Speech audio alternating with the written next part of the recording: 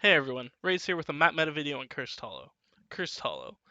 The poster child as far as maps are concerned for Heroes of the Storm. So balanced too. However, I'm here to make it unbalanced for the enemy team. So let's get to the battleground specifics. There are two easy slash siege camps, and they spawn at 2 minutes and respawn every 3 minutes. There's one for each team. There are two bruiser camps, or knight or hard camps, and they spawn at 2 minutes and respawn every 4 minutes. One for each team again. There are two boss camps. They spawn at 3 minutes and respawn every 5 minutes, and again, one for each team. Now, the map's main objective are tributes. Tributes can spawn at 6 different locations, as marked with the orange markers on this map. Every third tribute captured for your team gives you a 1 minute long curse that disables enemy structures and makes enemy minion waves health turn to 1. So you may be asking how to get a specific edge over your opponent when it comes to tribute spawns. You can tell the third tribute spawn of a set. Sets of 3. Now, a set of 3 isn't the first 3 captured by a team. A set of 3 is, let's say, the first 3 in the game, like 1, 2, 3, or the next 3 tributes that spawn, and so on and so on. Now, these sets of 3 have rules. You will never get 3 spawn in the top side, 3 spawn in the bottom side, or 2 in the same column.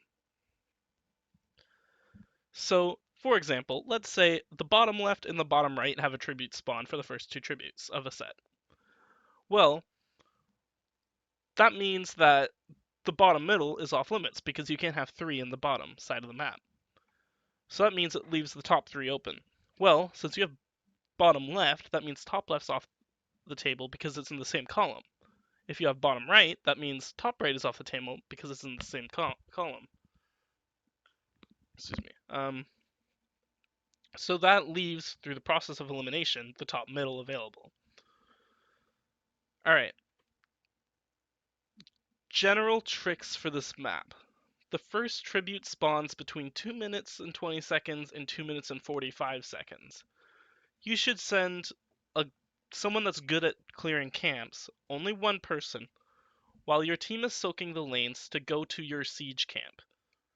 If your player goes and clears that camp successfully, by the time that camp is taken, the next tribute will have spawned, and he can go join you in the fight, let's say down to this tribute. While you guys are fighting over this tribute, this camp will push on its own. It will either force an enemy to retreat and go stop it from taking down your wall, or they will have to deal with that disadvantage for the rest of the game. That can give you an early experience advantage, which can get you, let's say, level 4 before the enemy at the tribute, and that will give you an advantage in the fight.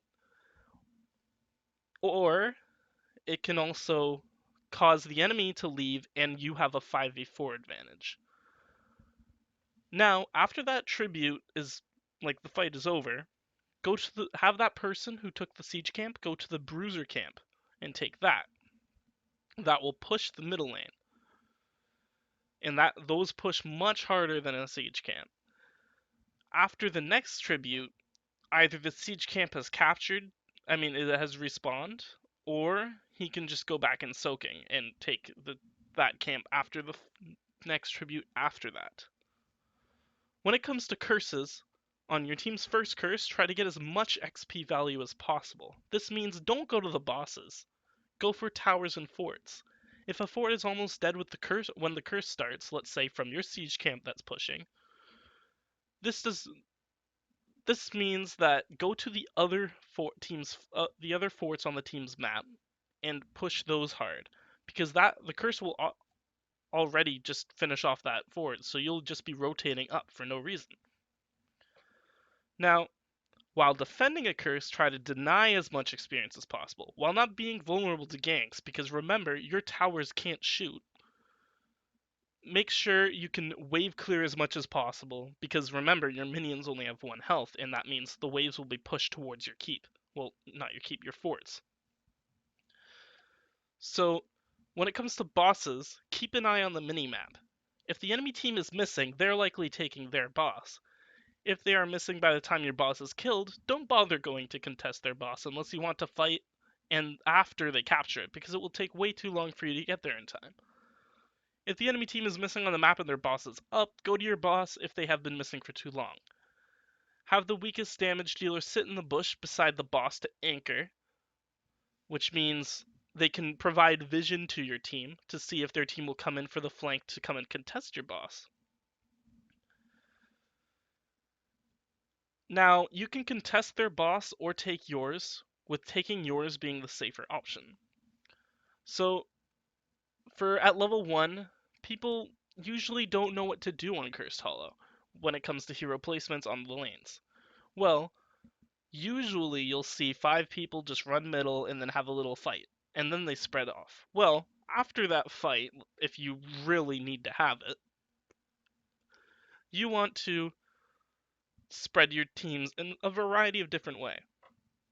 If you have a Sylvanas, Sergeant Hammer, Zagara, or Asmodan, anyone that drains turret ammo or damages turrets well, make a 3-man and push a side lane, let's say the bottom lane. If you don't, try the 1-1-1 strategy. Your most capable heroes go in lanes alone and play safely, so stay behind the halfway point or you will get ganked, while 2 heroes rotate for kills together. This strategy is exceptional with stun heroes like Muradin, etc., Tyrande, or Kerrigan. Another good strategy is the 2-1-2 or the 2-2-1. This is a good strategy if your team has a solo laner that would be solo laning in the 3-man strategy, but is also your camp clearer. In order to fix this, have a hero either lane with that laner or somewhere else and go to replace them at around 1 minute 50 when they are rotating to your team's siege camp. Good heroes for this map are, but are not limited to, Sonya, Greymane, because they can camp and clear boss very quickly. Varian, because he can solo the boss. Thrall, Illidan, Samuro, Artanis, Rhaegar, Gazlo, Rexxar, and Butcher, because they can clear camps without losing health. Falstad, Brightwing, Dehaka, because they have global pressure, so they can join a tribute fight late and get you an experience advantage. Tyrael, Chen, Leoric, Arthas, Zarya, Stitches, Anub'arak. They are warriors that can solo lane effectively without dying. Zeratul and Tyrande, who are good for vision control and good at roaming. Zeratul vision control because he can stealth near the enemy team without them knowing. Chromie, because she has good stall potential. Let's say it's this tribute that spawns and this is her side of the map. She can sit right here and poke infinitely. And her cooldowns, if timed properly, can stop one person from channeling infinitely as long as she has the mana. Sergeant Hammer, because she has push power and stall control once she hits level 10 and she uses her lava ultimate. Let's say she can just throw it over underneath the tribute, and if they try and capture it, they will take the damage over time effect. Sylvanas and Asmodan, because they have good stall control with Sylvanas's damage spread and Asmodan's Q. They also have push power and map control, so they can, like, let's say the tribute spawns here. For the first level, they can have a little siege camp effect and clear down the first wall at the cost of a tribute. Abathur, because he has good global pressure and it's a very large map, so that means he can get lots of value. And then there's the Lost Vikings, who are similar to Abathur, except they can also solo boss if you are good enough at macroing. And I do not recommend this. Like, I repeat, I do not recommend this because it's difficult to do and extremely risky. Now, when it comes to heroes like Vala or Raynor, they will be good in certain metas or in certain team comps. And on Cursed Hollow, it doesn't matter.